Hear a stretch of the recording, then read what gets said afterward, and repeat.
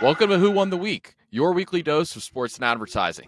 I'm Mike Shields of Next to Media. And I'm Matt Ulrich, media analyst at EDO, the TV Outcomes Company. All right, Matt. So we're coming off this is a tough day. Going back to work after the long holiday of eating at football and eating at football and eating at football.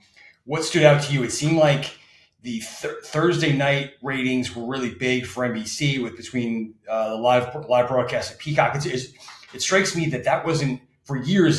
Thanksgiving was just Detroit and Dallas, and that evening game is becoming a bigger deal. It seems. I guess that makes sense when people are settled in and done eating and just ready to hang out and relax and gorge. What anything stand out to you ratings wise so far this week? Well, it was a West Coast audience, 49ers versus Seahawks.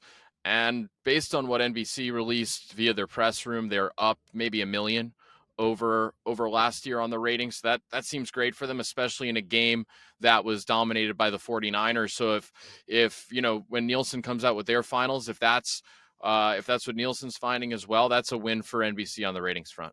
Yeah, it was not a great game, but the Niners are kind of a juggernaut, and the Seahawks are pretty.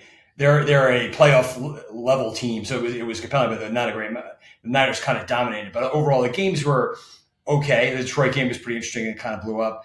Of course, the Black Friday game was interesting, for so many reasons. It was almost Amazon's attempt to create a new national holiday. I felt like it was really like hyped up as like this is going to be this moment on the calendar that we remember forever. And they had their own in-house ad that was like a 60 or a 90 right before the game, and they obviously they had so many of their own talent in the campaigns of different advertisers, and of course it was a shopping advertising orgy, as I called it online, or a QR code orgy. It was absolutely crazy, the number of interactive ads. It was almost to me too much. But I'm curious what you're seeing so far, ad wise, and what kind of traction these guys are getting in terms of engagement.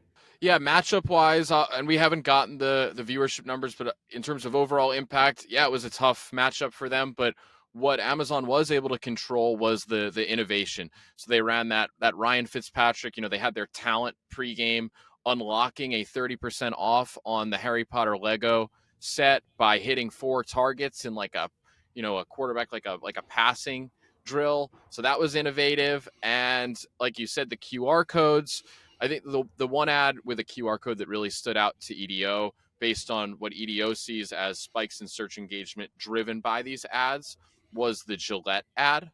And the Gillette ad, I think it said 30% off. It linked directly to Amazon with its QR code, and it featured TikTok stars. So this father-son duo has almost 30 million followers on TikTok right now. So then I know we talked about the other week, it's this younger audience. It's this innovative ad and trying to relate the talent as they did with, the Olivia Rodrigo, trying to relate the talent, have brands, relate the talent to the audience. Yeah, I thought that especially when almost every ad, it seemed like had a QR code, that was not novel. That was not going to stand out. You really needed to have a special ad and special talent with it following was a really smart move. I thought I wonder if it's going to last, if this is the year.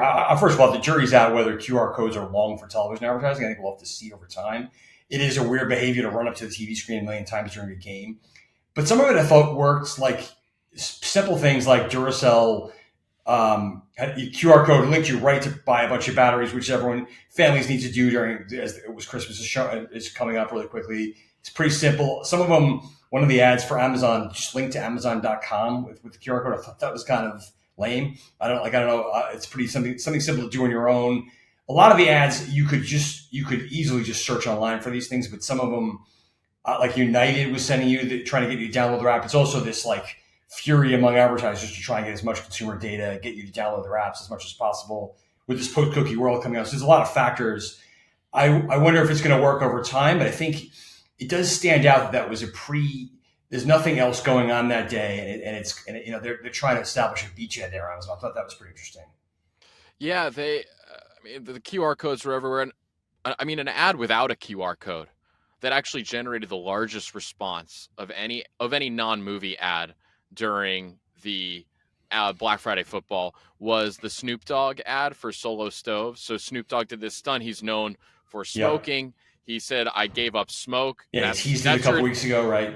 that's your attention grabber. Get people to tune in to this ad, pay attention, and then the twist, right, is that he didn't actually give up smoking. He's promoting a SoloStove, which is a smokeless stove, outdoor stove, and that ad generated a lot of buzz, both on on paid and earned media, but really in EDO's metrics on response to TV ads. So good old fashioned stunt marketing, which is kind of interesting. It'll be interesting to see if this carries over to the Super Bowl at all. This felt a little bit event like that. It's very Amazon, of course, but will a bunch of brands follow suit, or just try and go with really clever breakthrough creative as we've seen in the past?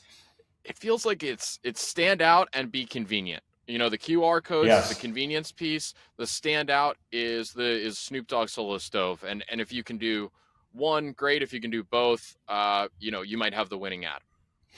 All right, what's the deal? We're supposed to be having this exclusive conversation. Your boss has already scooped us today on CNBC. What was he talking about this morning? CNBC calls and Kevin, our CEO, answers. He talked about, he talked a lot about Black Friday innovation, like we've just talked about. I think one thing that he didn't even really get the full time to go into detail on was some of the cool Thanksgiving NFL ads that we saw on Thursday.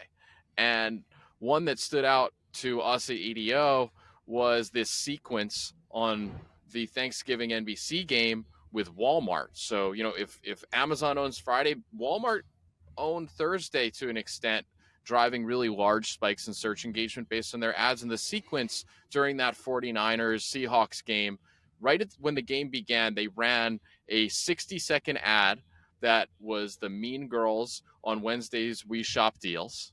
So they led everyone in with that storytelling 60, which generated a large spike in search engagement. But then about 15 minutes later, they hit audiences, Walmart again, with a 15-second ad. So a much shorter ad that just had deal after deal after deal, including, a $5 toy followed up by a $98 TV that Walmart actually manufactures itself.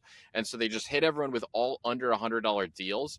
And that ad actually generated, in just 15 seconds, the largest spike in search engagement non-movie during any of the Thanksgiving days. So really love the kind of set them up, knock them down combination that Walmart had. That was really successful. Yeah, it was interesting. Well, not only did you have the Mean Girls nostalgia, which was really smart, but it was Walmart just not ceding ground here. Like, we're gonna, Amazon is known for Black, they're trying to own Black Friday and Cyber Monday, and we're just not gonna let this weekend pass without aggressively going after it. And really, and very smart. The sequencing thing is something people talk about and don't execute all that often. So that's impressive, and just the fact that it drove that much engagement stands out. Matt, what else? Where can folks find out more? Go to EDO.com. We'll have a lot more insights. We want to talk through some of the strategies in the streamers, the Paramount Pluses, the Peacocks, and how those were reflected in our data. So EDO.com for more information on Black Friday, Thanksgiving, and otherwise. All right, Matt, good luck. Get back to work this week. We'll talk to you next time. You too. Thanks, Mike.